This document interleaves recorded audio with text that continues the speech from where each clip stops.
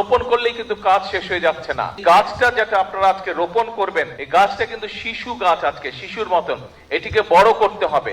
আগামী 5 বছরে আমাদের পরিকল্পনা হচ্ছে যে আমরা 25 কোটি গাছ আমরা আগামী 5 বছরে সারা দেশে 25 কোটি গাছের চারা আমরা রোপণ করব। 2004-এ এই এলাকায় কিন্তু আমি এসেছিলাম, মনে আছে? হয়তো অনেকের সাথে সেদিন দেখা হয়েছিল। তো আজকে আবার আলহামদুলিল্লাহ আল্লাহর মধ্যে বহু বছর পরে এসেছি। আজকে এখানে আসার মূল উদ্দেশ্যটা হচ্ছে যে আপনারা নিশ্চয়ই শুনেছেন নির্বাচনের আগে আমরা কিন্তু বলেছিলাম যে সারা বাংলাদেশে আমরা অনেকগুলো কাজের মধ্যে মূল দুটো কাজ করতে চাই। একটা হচ্ছে এই খাল খনন, যেটা শহীদ রাষ্ট্রপতি জিয়াউর রহমান শুরু করেছিলেন। আরেকটা হচ্ছে বৃক্ষরোপণ সারা বাংলাদেশে, এটাও শহীদ জিয়া শুরু করেছিলেন।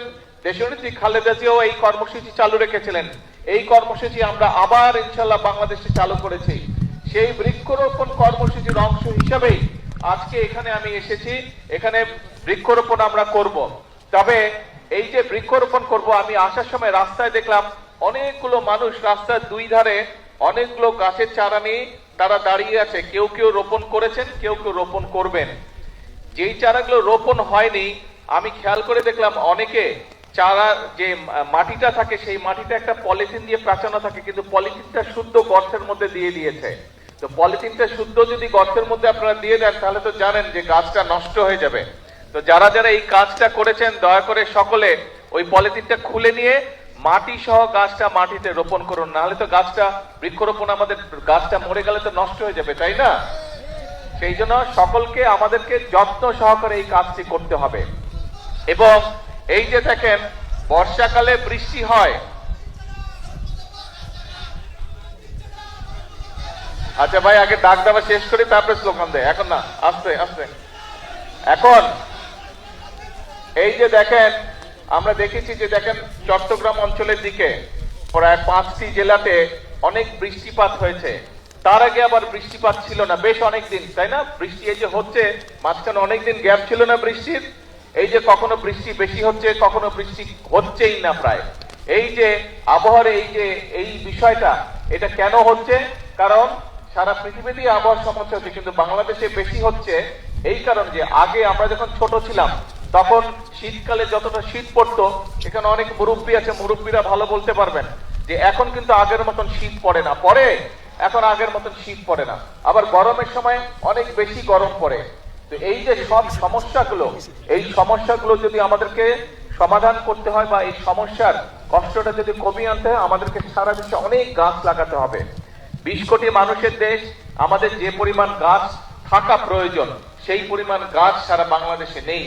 এবং সেই কারণেই শহীদ জিয়া যে কর্মসূচিটি শুরু করেছিলেন, দেশনেত্রী খালেদা জিয়া এই যে বৃক্ষরোপণ কর্মসূচি থেকে এগিয়ে নিয়ে গেছেন, আমরাও বর্তমানে বিএনপি দেশ পরিচালনার দায়িত্বে আছে, আমরা অনেকগুলো কর্মসূচির পাশাপাশি আমাদের এই কর্মসূচিটাকেও সারা দেশে আমরা এই কর্মসূচিটা চালু রাখতে চাই। এবং ইনশাআল্লাহ আগামী 5 বছরে আমাদের পরিকল্পনা হচ্ছে যে আমরা 25 কোটি গাছ আমরা আগামী 5 বছরে সারা দেশে 25 কোটি গাছের চারা আমরা রোপণ করব।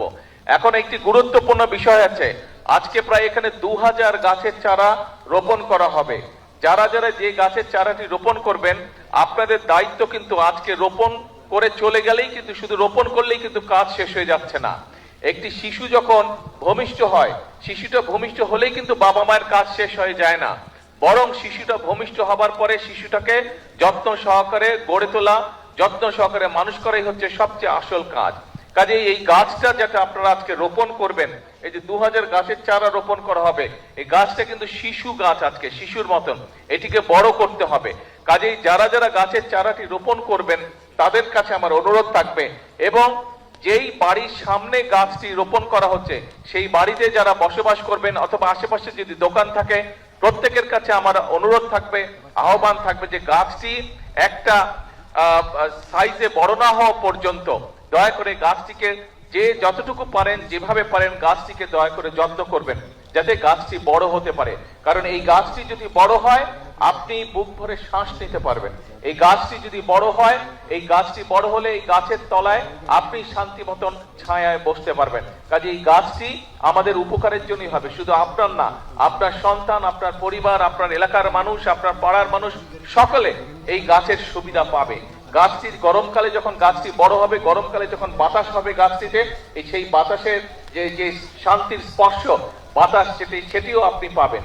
কাজেই আসুন, আমরা যদি আমাদের এলাকাটাকে সুন্দর করতে চাই, আমরা যদি আমাদের দেশটাকে সুন্দর করতে চাই, তাহলে অবশ্যই আমাদেরকে এই গাছের যত্ন নিতে হবে, বৃক্ষরোপণ করতে হবে।